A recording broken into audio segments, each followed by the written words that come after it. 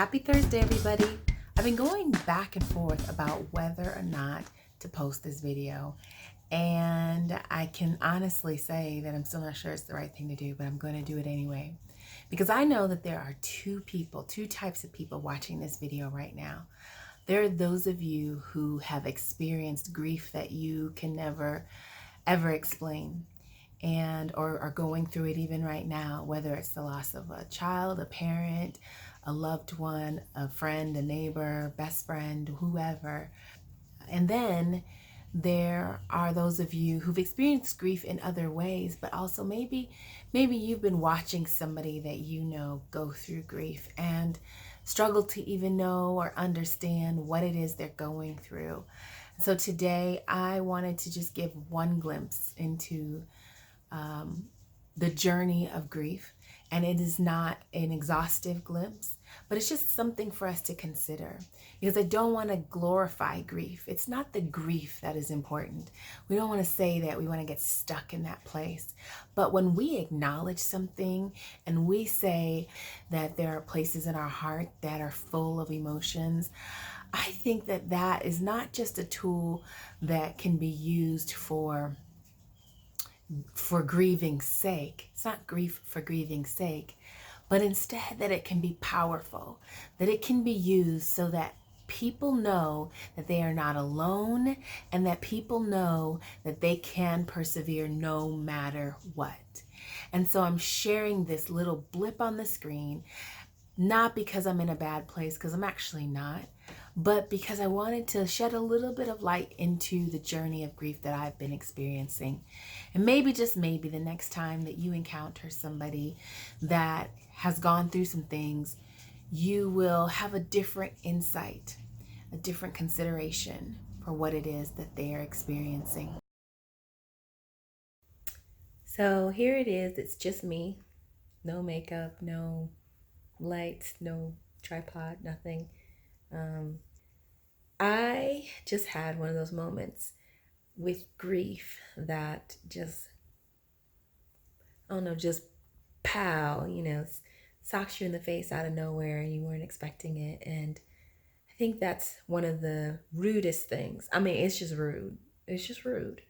It's one of the rudest things about grief, is that you think you're doing pretty good, or you're having a good day, or you've gone through a good week or weekend or season, and then all of a sudden, pow.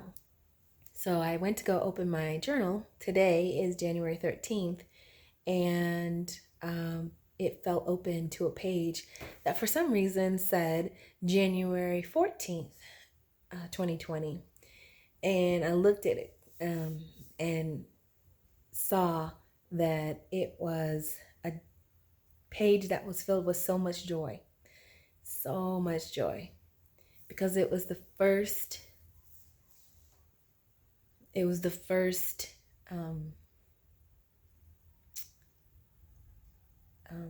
ultrasound that we had received for our last pregnancy. And I had put it on that page with blessings all around it, and the due date in big bold letters of joy for January 14th, 2020. And I don't know why it opened today, of all days, I don't know why I haven't opened to that page for any reason. That was written back in May, and I have no idea what possibly could be the reason, except I kind of feel like God was trying to help me not be sucker punched. Because maybe, just maybe, if I had just a little bit of heads up notice, then I would understand even why subliminally the week might be hard. Not just tomorrow, but why today I was feeling a little bit off, and why the next couple days I might be feeling some kind of way. And it's helpful, because not that you want to be like, oh, now I have an excuse to act crazy or to be sad, but more so that I give myself grace. And if I need to, I share with people that are close to me, like those who are going to spend all day with me working, or my husband who has to deal with me. or if I don't sleep well or something like that, that I'll understand that it's not just an every single day thing, that this is tied to grief. I am really sad. I'm really sad that today or tomorrow or this week is not, or even last week, wasn't filled with the anticipation of welcoming our new baby into this world the way we had planned. And I am really sad that I have days like this that remind me of the fact that that is the truth. But it is the truth. So my mother's heart is sad.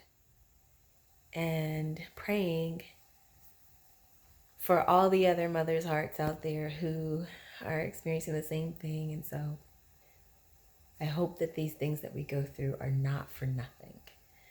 And I know they are not for nothing, because I know that God said He works all things together for His good. I'm seeking Him, and I'm hoping that you're seeking Him too. But yeah, just Godspeed. God help us. God help us as we grieve. That's it. So I started this off by saying that I don't want to glorify grief. And I don't. I am not stuck in grief. But I do want to give people power to know that grief is just an emotion and it's just part of the process. And you don't have to get stuck there. Having those moments doesn't make you less of a believer, doesn't make you less faith-filled, doesn't mean that you're weak, doesn't mean that there's anything wrong with you. But even if we're not stuck, we need some help every now and again. And a little bit of compassion, just to acknowledge that life threw us a curve here and there, and to say that it kind of sucks. Sometimes the best response is just to say, that sucks, and I'm sorry you're going through that. Yeah, that sucks. Grief has no power. Those grief moments are a blip on the screen, and so we acknowledge them so we can push forward, and that we get the power back and God gets the glory.